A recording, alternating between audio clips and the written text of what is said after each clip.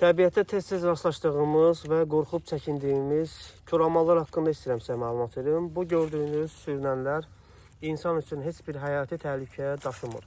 Çünki bunların zəhərləri yoxdur, zəhərli dişləri yoxdur. Heç bir halda insanlara ziyan yetirmirlər. Və gördüyünüz bu canlılar əksinə kənd təsərrüfatında insanlara çox faydalı olurlar. Çünki orada olan zərərli həşəratları yeməklə məhsuldarlığı biraz da artırırlar. İranlardan fərqli olaraq onların göz qapaqları və qulaqları vardır. İndi gözünün qapağının örtülüb açılmağını gözləyirəm. Və yan hissələrində gördüğünüz kimi xəttlər var. Bütün koramallarda bunu görə bilərsiniz. Əsasən hər iki tərəfində var. Təhlükə hiss edən zaman quyruqlarını buraxırlar. Yəni kərtənkələlərin adətidir. Və o quyruqlarını buraxdıqdan sonra quyruqları yenə bərpa olunur. Yəni bunları görən zaman qorxmağa ehtiyac yoxdur. Bunlar əsasən yaz aylarında ortaya çıxırlar. Aprel, may aylarında daha çox bunları müşahidə etmək olur.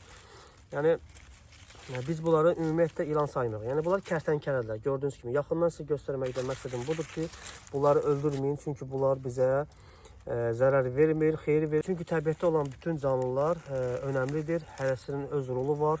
Çünki o zənciri qırmaq olmaz. Əgər qırsaq fəlakətlər başlayar. Yəni təbiətin qaydasını pozmaq olmaz. İstədim sizə lap yaxından göstərim və daha ətraflı məlumat verim. Çünki koramallar haqqında yorumlara baxıram. Çoxlu səhv məlumatlar var. Deyirlər ki, güya qarınlarından qidalanırlar bunlar. Yəni heç bir yerdə mənə rast gəlmədi ki, bununla bağlı bir məlumat. Və özüm də dəfələrlə, yəni illərdir təbiətdəyəm, heç vaxt mənə rast gəlmir. Amma tanıdığım insanların yazdığı yorumlara baxıram və mən yenə də bunu nəzərdə saxlayacağam. Əsasən xırda cücülərlə, mollusklarla, sonra nə bilim ilbizlərlə qidalanırlar. Yəni bunların insana nə ziyan ola bilər ki? Bunlar da təbiətin bir canlılarıdır. Ümumiyyətlə təbiətdə zəhərli, zərərli, nə bilim yırtıcı olan canlılara belə toxunmaq olmaz. Çünki təbiəti dəyişmək olmaz. Yəni təbiətdə hər şey olduğu kimi qalmalıdır. Bir neçəsini tutmaqda məqsədim budur ki, mən sizə göstərməyə çalışıram ki, əziz heç bir halda bu insana ziyan yetirmir. Yəni bunların heç biri mənə, yəni neçə illərdir təbiətdəyəm, tutan zaman, onlar yaxınlaşan zaman mənə aqressiv reaksiya göstərməyib. Əlbəttə ki, onlara mən vəhşicəsinə yaxınlaşmıram, onları incitmədən tuturam. İndi kimlərsə deyir yorumlarda güya bu quyruğu ilə insana zərbə yetirir, o zərbə nə bilim adamın ayağı çürüyür. Yəni özünüz bir düşünün də, yəni bunun mən gücü var ki, insana elə bir zərbə də yetirsin. Yəni mən təəccüb edirəm hərdən bir. Elə bilirəm ki, koramal haqqında yox, anakonda haqqında danışır insanlar. Sadəcə olaraq ki, daha ətraflı istədim sizə göstərim, məlumat vereyim. Və onlar harda olur? Onların olduğu yerlər əsasən çürümüş ağacların alt hissəsi, bırışdıq ərazi olsun, sonra yarpaqların çox töküldüyü yerlər. Belə yerlərdə siz onları görə bilərsiniz. Dediyim kimi, əsasən yaz aylarında biz bunları görürük. İsti aylarda bunlar torpağın altını çəkilirlər və yumurta qoymaqla bunlar çoxalırlar. Səhv eləmirəmsə nəsli kəsilməkdə olan bir növdür. Artıq bunların da nəsli kəsilib, qabaq daha çox görmək olurdu. Amma indi daha az görmək olur. Və belə, sürünənlər haqqında daha çox məlumat verəcəm sizə. Amma bizi izləyin, bizi bəyənin, bizi paylaşın və suallarınızı verin. Əlbəttə ki, bildiyimiz məlumatları bizimlə paylaşın. Biz də bilmədiklərimizi sizlə öyrənək və öyrədək. Bu canlılarda bir şey hiss eləmişəm. Demək, onlarla biraz vaxt keçirən zaman, onlarla biraz məşğul olan zaman bunlar daha elə bir sakit hərəkət eləməyə başlayırlar. Amma normalda isə bunlarla qarşılaşarkən insanların qorxduğu elə budur ki, ani reaksiya verməkləridir və bunlar ani reaksiya verməklə insanı qorxudurlar. Amma İranlardan fərqli olaraq bunlar hərəkət edən vaxtı səs-küy çox salırlar. Amma İranlar isə elə deyirlər. İranlar çox sakit şəkildə hərəkət edirlər. İnsanları daha öncədən görürlər, daha öncədən hiss edirlər. Yəni odur. Bunların rəngi biraz fərqlidir. Amma belə baxıram, havalar istiləşdikcə bunların rəngi sarıya doğru çalır. Koramalların digər növləri də var. Onlar haqqında da sizə məlumat verəcəm. Yaxından göstərməyə çalışacağım. Və bu canlılar təxminən 1,5 metr 1,5 metr yaxın uzunluqda olurlar. Və gördüyünüz kimi dostlar, bir də yaxından göstərim tam olaraq görəsiniz.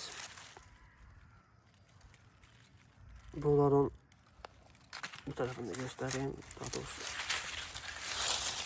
yanlarındaki testləri də göstereyim.